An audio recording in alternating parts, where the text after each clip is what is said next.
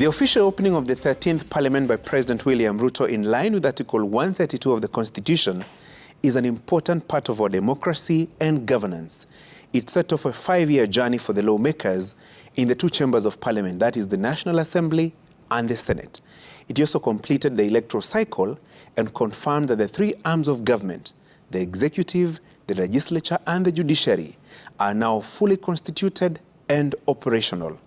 Of course, Parliament has one more role to play in ensuring that the executive is firmly on the rail to transact its business in the next 5 years by vetting persons nominated by the President for appointment to the Cabinet. So allow me to pen a short letter to the 349 members of the National Assembly and 67 in the Senate as they kick off their 5-year term. From the onset, I congratulate the lawmakers again for making it to the 13th Parliament, either through direct election by the electorate at the ballot on the 9th of August, and of course, the 4 by-elections that were conducted later in Rongai, Kitui Rural, Kacheliba, and Pokot South constituencies. It is also important to note that 193 National Assembly members who served in the 12th Parliament made it back to the August House. This means 50 more MPs were re-elected compared to the number that made it back to the 12th Parliament from the 11th Parliament. 17 senators out of 67 who served in the 3rd Senate found their way to the 4th House. This simply means that at least 156 National Assembly members in the 12th Parliament and 50 senators in that House did not make it back to the House for one reason or the other. A few transited from Parliament to governors, with Deputy President Rigathi Gachuri making the biggest leap from a one-term lawmaker representing Madera constituency to the second highest office in the land. These numbers are important. It confirms that more than 100 National Assembly members were kicked out by the electorate and another 40 senators or so suffering a similar fate. So allow me, honorable members, to remind you that it is only in politics that you are cheered into office and screamed out of office in a short 5 years. The other day, I shared with our elected leaders some conventional wisdom from my village, Banana Hill, and I wish to do it again. The mouth of the voter that cheered you into office is the same mouth that will scream you out of office in 2027. Imagine. And if you doubt me, just ask members of the 12th Parliament who were mercilessly punched by the electorate on the 9th of August.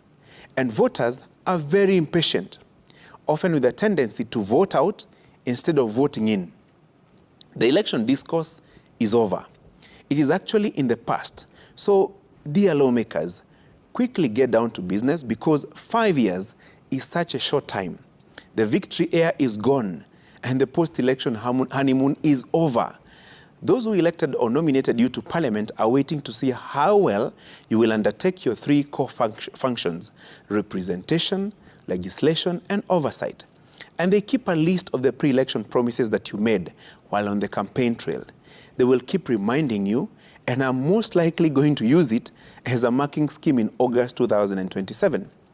If you hid behind a popular party or a preferred presidential candidate in your backyard, shauri yako. While at it, I hope our MPs will keep the executive on its toes and ensure prudent management of resources allocated to various dockets. That Parliament plays a key role in the budget-making process is no longer in doubt. More importantly, I hope that our MPs will do the talking in Parliament, not in funerals or on social media.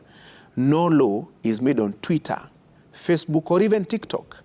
No motion can be passed or rejected at a funeral. That is why you are in Parliament, the 416 of you out of 50 million Kenyans. No doubt, you are a privileged lot. Make the best use of that national platform.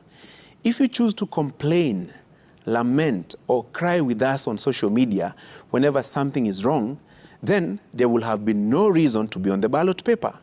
Mngekaa tu na sisi huko kwa mitaa ya Zuckerberg.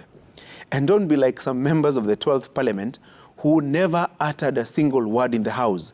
And the only record in the Hansard is their swearing in August 2017. Be available. Let those quorum hitches in the 12th Parliament be a thing of the past. So, chapeni kazi. Best wishes to members of the 13th Parliament, and please make the 5 years count.